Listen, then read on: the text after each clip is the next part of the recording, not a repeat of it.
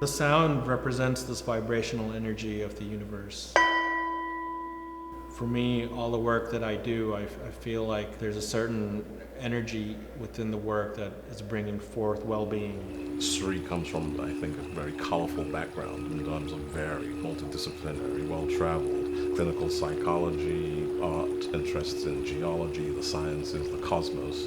So in that sense, there's this wonderful amalgamation of these things or these studies that are informing him. A lot of the things I'm concerned with are the interconnectedness of life, a lot of teachings from Hindu Vedic in terms of the bigger ideas that all things are connected and how nature is part of us, not apart from us. And a lot of the work that I focus on really is about connecting man back to nature, especially in the West.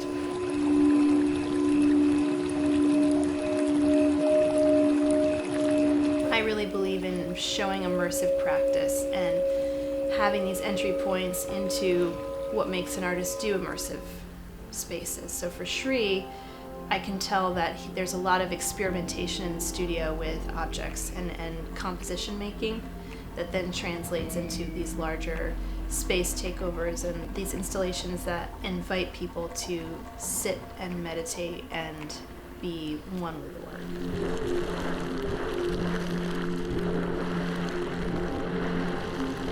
We're sitting at Origin, which is at the Art and Culture Center, and it's curated by Laura Marsh.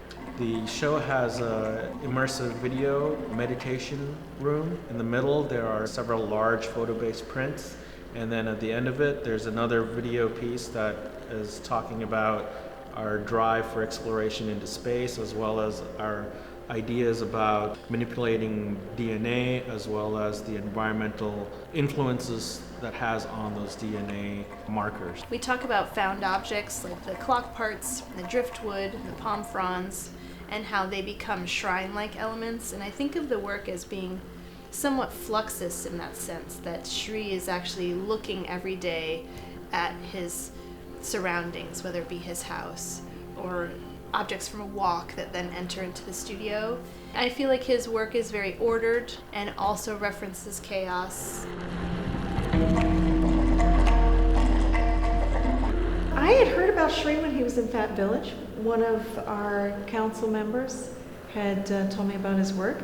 And also Sri had won the South Florida Cultural Consortium Award in 2016. That's an award given by Broward, Monroe, Palm Beach counties, Miami-Dade County, and Sri won the top award of $15,000. Having this area being so receptive to a very experimental and installation-based work was, I think, very key, because there's an atmosphere of, hey, you know, do something creative, do anything interesting, and people will take note. One of the senior people in county government came to the cultural division and said, I'd like to have a lighting project in the government center. And that seemed like a very revolutionary idea for the government center. And so we came in and we set up a test and people liked it. And we went forward and commissioned him. So the work was for really people who visited the center as well as people who work there. So we wanted to create a safe, nurturing type of environment. He created these wonderful pillars in which he had artifacts, which were items that he collected from county parks, but also video, which he also filmed out in the county parks. One pillar was about trees, the second was about fauna, and the third pillar was about water and our oceans. And I was able to show this video at a recent Florida Association of Public Art Professionals gathering. It was the most talked about and questioned example of public art that's taken place in Florida for the last year. I have a clinical psychology background as well, so I know I can step away from my artist shoes and think about, hey, how do you look at this from a clinical psychologist point of view, and what kind of impact does this interaction have on people? The first actual project that we worked on was orbiting cathedrals. That was in one of our two changing gallery spaces, and he took one of our more prominent one in the front area and totally transformed something closer to a white cube space to an outer space environment. It was a full-on installation piece, so we spent like a whole month putting it together, and it just turned out amazing. They had it up for a year, and one of the best things that I really loved about that was bringing ideas of interconnectedness again back into our daily existence. We had people bring in objects that they grew up with, and we did this crystallization process, and we put them back in the exhibit. So the sculptures kept growing, and when you came back to visit, part of them was there. And the whole idea of it was going to some asteroid and looking for resources, but at the same time you go there and then you saw part of yourself again.